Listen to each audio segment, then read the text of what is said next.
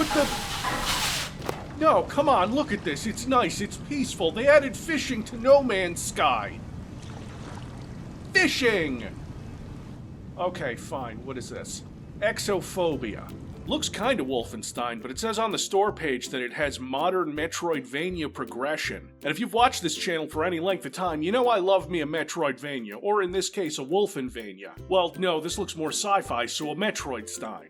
No, wait, but sci-fi Wolfenstein is Blake Stone. So it's a Metroid Stone, but Stein was already German for stone. Wolfenstein means Wolfstone. So this is Blakestein, or a Castleroyd Blakenstone. Yes, Castleroyd Blakenstone. Perfect. Cut, print, put it on the store page. We've cracked it. You let Boomer Shooter be a tag, Steam, which makes it sound like a genre that got poisoned by leaded gasoline in the air and now wants to get into a fist fight at Target because an employee told them they couldn't honor a coupon from 1995. Exophobia comes from Zark Attack and is a pixelated retro shooter that feels pretty different from the pixelated retro shooters I always play on this channel. Thank God, because while there are some lovely tomb jewels out there to play, like the ones I haven't covered yet, like Incision if you want something more punishing, or Herald of Havoc if you want something extremely old school. Cool games, I'm surprised they haven't come down the boom shoot tube yet. Kinda like when I did a video on Zorch, I wanted to do this because I'm interested in this. Exophobia is decidedly less retro FPS-like in a lot of its execution. I mean, yeah, it's first person, it has the most chunky pixels since the first Project Warlock, skewing heavily towards reds and blues. According to the ship log, our only way of getting any story in this game, the crew of this ship has been on a years-long journey on a mission to discover the wonders of space, which is code for get murdered by a hostile alien species. They found a red planet, but not the red planet, and found that it can't really support human life, and decide that it's a perfect place to stop.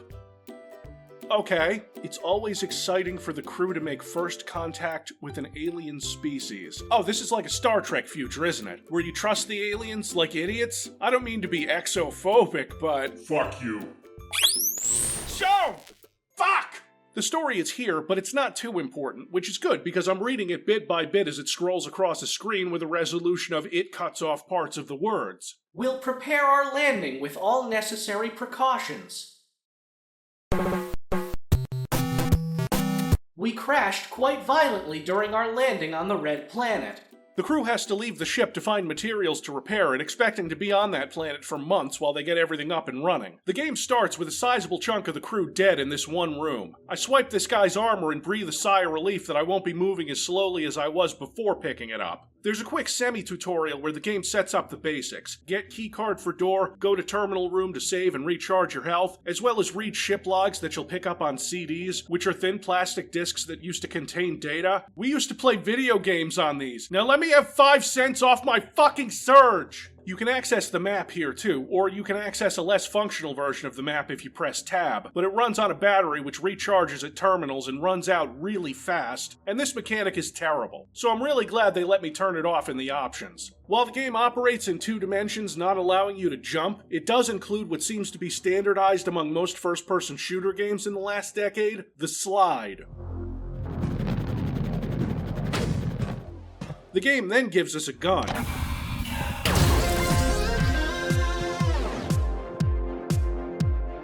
The plasma gun is your first and only weapon, and the thing that the game is going to keep upgrading in order to let you progress in that Metroidvania kind of way. As far as I know, the fire rate never gets better. You shoot boxes on this, the first floor, where all the cargo is. The game conveniently marks boxes with an X if they have items in them, which can be a CD with a bit of story, or the key you need to get further in the level. Sliding also affects enemies, pushing and stunning them for a bit. I haven't been able to kill with a slide, so you need to rely on the Pew Pew. What's really important that you might not notice at first because it isn't nearly as easy to read here, your shots can destroy enemy projectiles. You won't need this information yet, but it'll save your life later.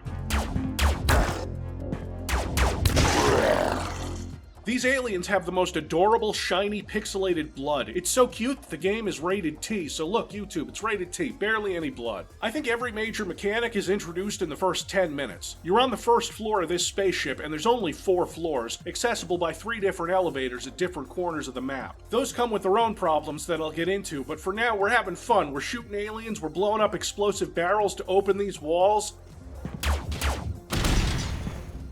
I can't open them with my blaster yet. Timed switches feature prominently, asshole aliens with shields are introduced, which you can only deal with slowly at this point. You need to shoot some switches to open doors, and once you're in, you'll realize the game has played a trick on you. That was a one-way door, you're stuck here now. Like, you can still progress, but the number of times I entered a room and realized that I couldn't get back out again before cursing every deity I could think of because I need to get through that door to get to a place on the map I want to get to, am I crazy? And then you go through a door and bam, locked room invasion. I don't know why these aliens are so pissed.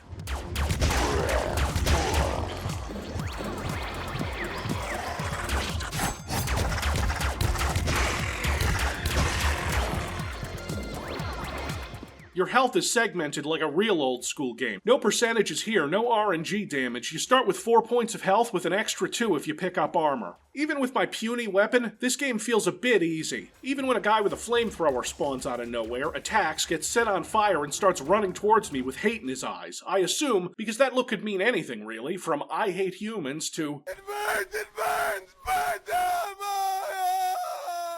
Still, that's like the first 10 minutes before you get one of the upgrades to the blaster.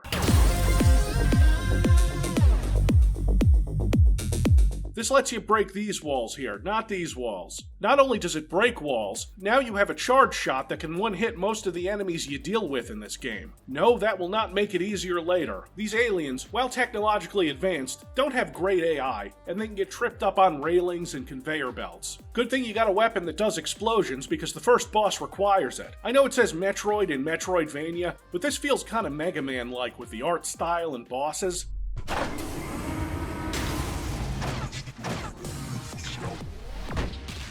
Because I don't use my brain, it's the first boss, I don't expect that I'll need to. I die.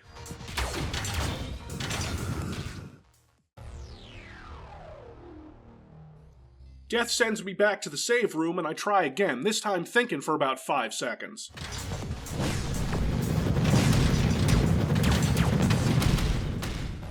I wasn't expecting homing missiles so soon. So, wait for him to charge at you, hit him with a fully charged shot, then hit him with another fully charged shot, and that'll knock a third off of his health.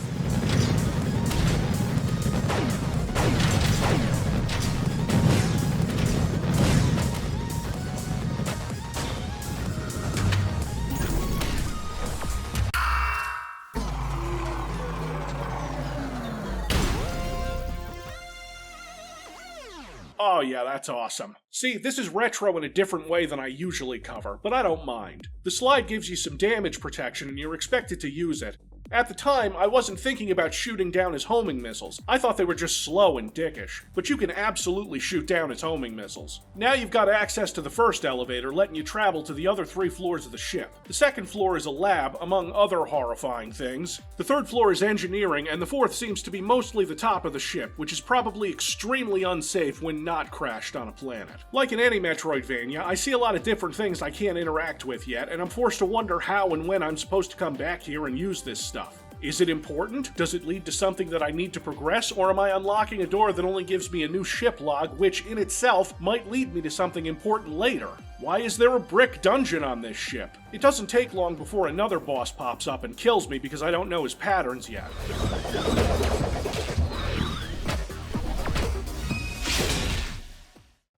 The game calls him the Hunter, but I don't really know what that means yet. His stupid spinning thing attack? Oh, I hate it. I hate it a lot.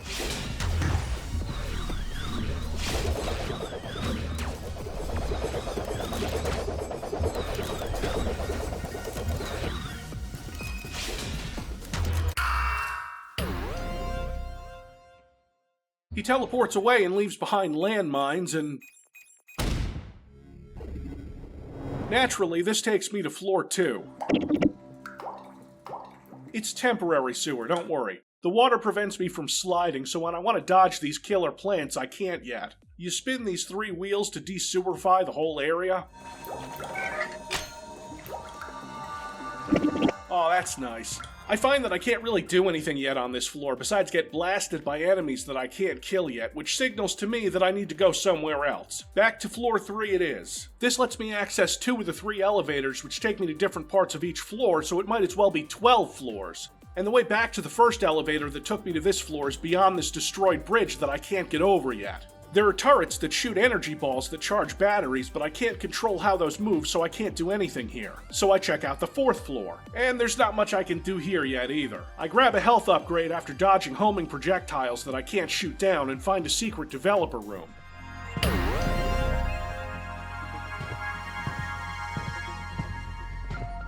Alright, back to floor 1, I guess. I picked up this little robot buddy somewhere who gives me a little extra firepower. It's pretty useful, except when dealing with enemies who have a shield, because the constant fire means that they'll never drop the shield to shoot at you, so you gotta get creative. And explosive. Unfortunately, this is where I hit a wall and spent about an hour running around like an idiot.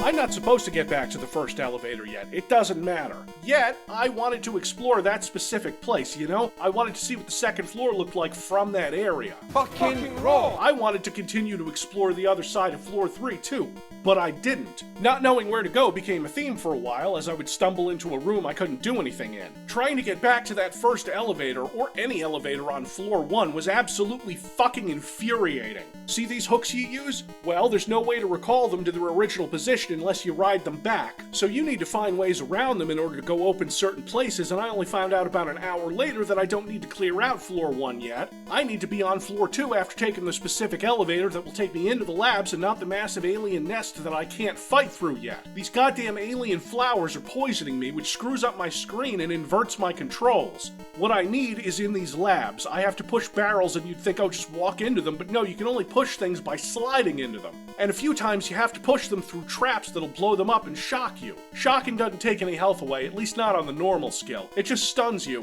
which is a lot more dangerous during actual combat. So you slide into barrels to put them on pressure plates so I can get...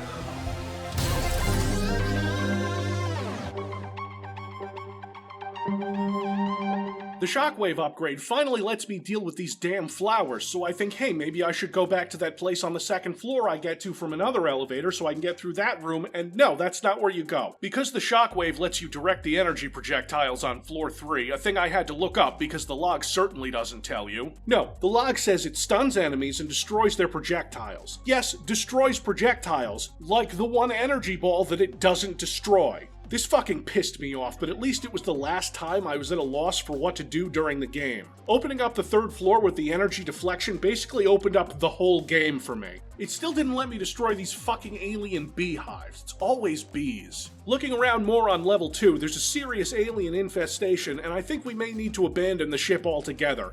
Especially since...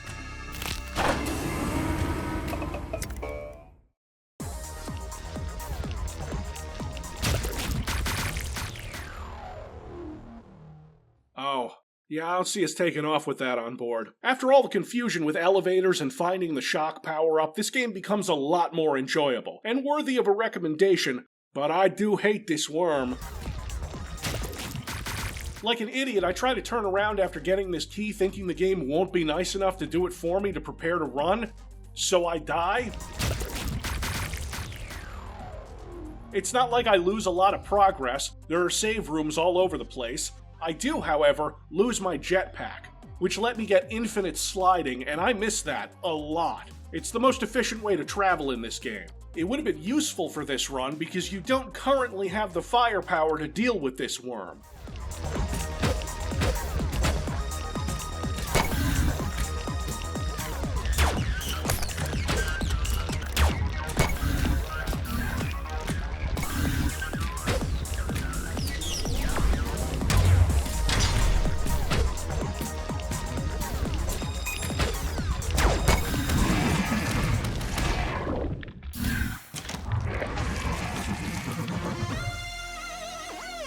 I didn't know it yet, but I had to get back to floor 3, and the level funneled me through that room I couldn't get through before because of the flowers. Alright, so I gotta go to floor 3 where I have to activate batteries in 4 different sections of the map. North, south, east, and west. And obviously the game puts as much shit in the way as possible, like a fence that you can shoot through but can't break. I can blow up certain walls, but these fences might as well be bank vaults. But I don't know that yet. So I go back to level 1 and explore a little more, getting into another fight with the secret rival, who's now dropping landmines, teleporting, just being a goddamn nuisance. So I shock him.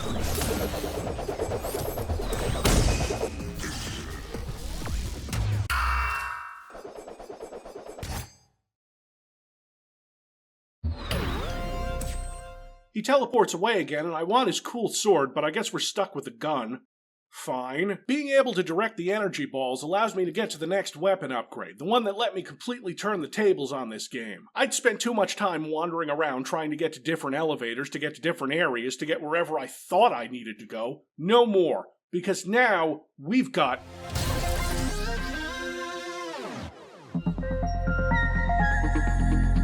My enjoyment of this game skyrocketed after getting this upgrade. You remember how we couldn't cross that damn bridge on level 3 to get back to the first elevator? Not a problem anymore. Remember how those goddamn hooks kept leaving me stranded looking for another way back? Forget it, it's done. Insurmountable fences? A thing of the past. Teleport through them. This is where I'm gonna put the spoiler tags, kids, because after this is where the surprises are. I really enjoyed this game once I got past some of the more cryptic things. A lot of the game is explained in the ship logs, and I looked through as many as I could before writing this video to avoid someone telling me to RTFM like a common Norton Mapes. Okay, Katie, put up the spoiler tag.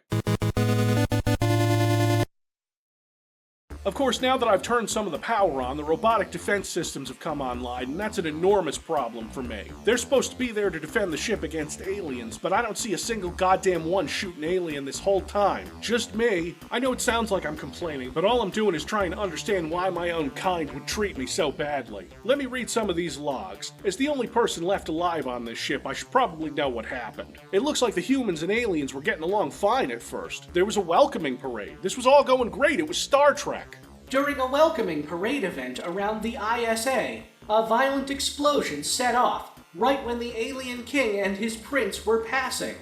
The king suffered minor damage, but the little prince is in a worse condition. Oh, man, okay, that sucks. I can see how that would escalate tensions, but it wasn't exactly our fault that a heavily damaged ship exploded a little. Let's see what one of the scientists thinks. You know, one of the level-headed crew members who isn't trigger-happy. I always knew those ugly squid bastards would be the end of us. They didn't listen. Come again? I set the explosion hoping to kill their leader and enslave them. You what? But that only made them angrier. Not my proudest move. Let me see if I understand this correctly. You, a scientist who crash-landed on a strange planet where the locals were friendly, decided to use your limited resources to try and assassinate their king, but you severely injured his son instead and basically doomed us all. I hope that was all you did because... Now that this adventure is over, I can go back to feel remorse over our unethical secret study of newborn aliens, commanded by the General. Oh my god! So you tried to assassinate a king and experimented on their children. Outstanding. A perfect argument for why humanity should never explore the stars. Anything else? Ended up stealing one of their precious gems during the turmoil. I safely hid it behind my portrait in my office. Oh, okay. Looks like I'm gonna need to steal some gems. If you go through these logs, they're gonna mention precious, powerful gems more than once. For the few things that this game is cryptic about, these gems are not one of them. There's one hidden on each floor, and you need them for the good ending. You might have seen it on my HUD, because I found this one on my own in a cargo container in level 1, so I make a point to not go anywhere near the ending of this game before I get them all. My hour plus of wandering before I started powering up level 3 allowed me to grab a few more health upgrades too. So when I get the teleportation upgrade, I'm ready for the absolute gauntlet in front of me on level 4. Because the first thing I do is go back down to level 1 to get back to the very first elevator that I couldn't get back to before. So the 4th floor has the most unexplored places. There's places I know now that I can teleport to. This is not the right way. What I'm supposed to do is go back to the 3rd floor and teleport past this fence so I can power up the final area and then go to the center to fight the evil computer core that was probably the hardest boss in this game due to my own stupidity. See, you have to shoot these robots down and they explode. I tried to push them using my charge attack, which worked sometimes, because I thought sliding into a thing that was about to explode might be a bad idea. I don't learn until the very last second of this fight, after many attempts, that I am, in fact, stupid, and that I should have been doing this the whole time.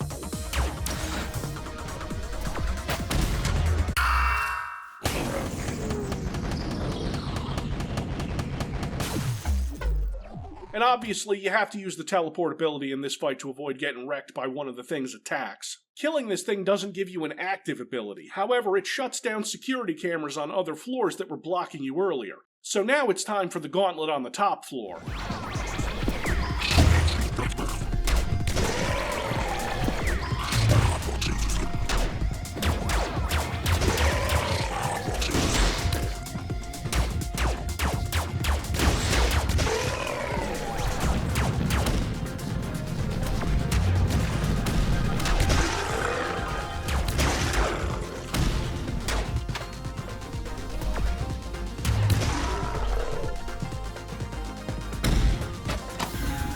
A gauntlet that ends with a puzzle that drags me around with magnets while I hit pinball bumpers, but it's all worth it for the...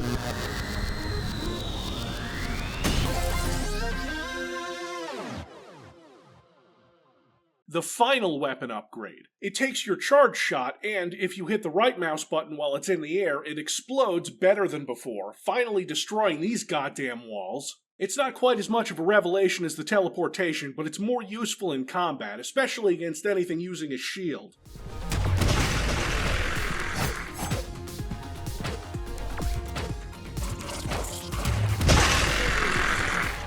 I think my least favorite enemies are these big shielded guys who toss grenades. Grenades, and explosions in general, don't just take one piece of your health away. I've had them knock off like 4 at a time. They suck. This battle leads us to another boss. Not exactly a secret rivalry if you keep showing up. This fight shows off how the game's difficulty works pretty well. It's rough the first time through when you don't know what the patterns are or how to use your own abilities to counter them. For example, this arena has 2 sides. This guy and his doppelgangers. Fill one of them with landmines and you have to teleport to the other one. You know, unless for the only time during this game it refuses to allow me to use the teleport upgrade for no reason at all. I can't even properly show it because I'm here and I'm pressing the buttons. It just won't...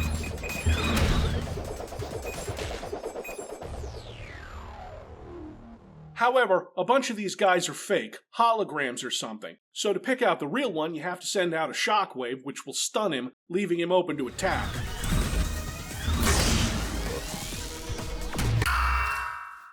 For once, I end a boss fight after taking no damage. Flawless. Oh. Shit.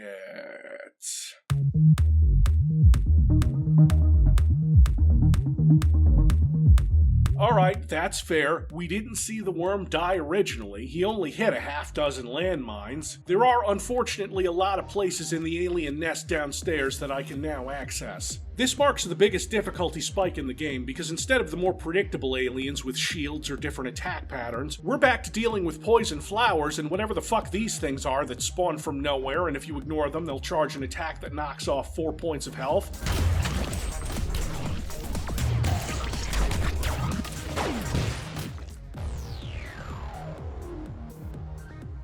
The melee ones might even be worse. Getting the jetpack upgrade that lets you slide forever really helps here.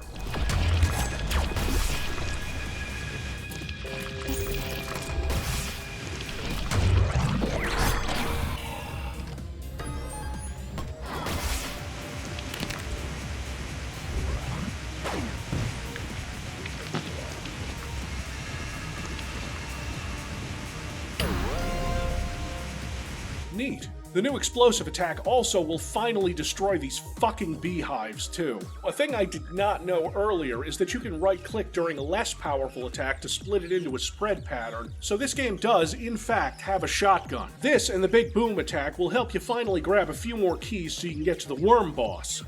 Again.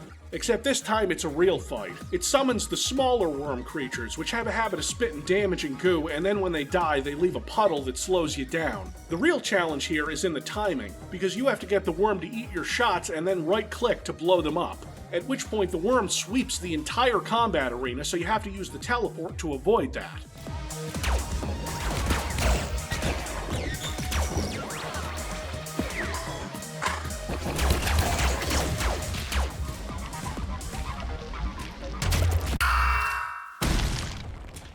He turns into a bubble snake thing. This one's a little more straightforward. I'm surprised at the amount of variety they've been able to get out of 3 bosses.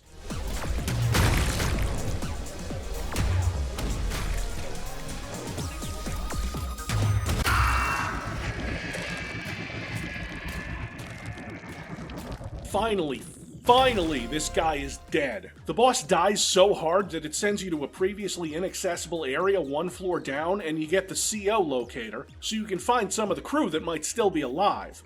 Very cool. I save my game and realize I only have 2 gems, so I go and grab 1 more of them, but I think, hey, I'll get the bad ending and show the kids that one too. And you know, that was the plan until I went into the last door, and instead of doing a victory lap like I expected, since I just beat the big boss, I was locked in an elevator and forced to fight wave after wave of enemies in the toughest fight in the game. I get savagely murked on the third wave and decide fuck getting the bad ending if I just have to go through this again when I get the good ending. So I go back, grab the last gem, and spend an embarrassing amount of time trying to beat this final sequence.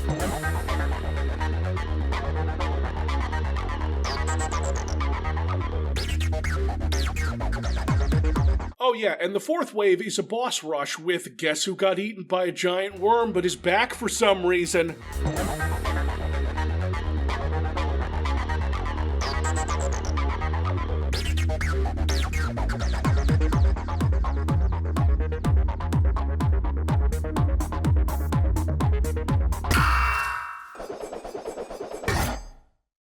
This game doesn't end like Super Metroid, it ends like fucking Contra 3. It takes an awful lot of practice to get to the boss rush with as much health as I have, and I'm not surrendering now. There were times when I restarted at the save room because I lost 4 hit points in the first wave, and I couldn't afford to be that sloppy. I meet the happy crew and install the fancy power gems, and the escape ship takes off, leaving this shitty planet behind.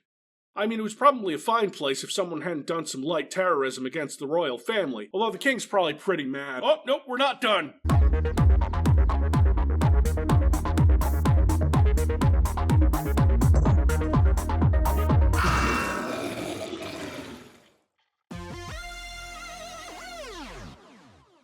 And the final surprise, the Earth is 3-dimensional.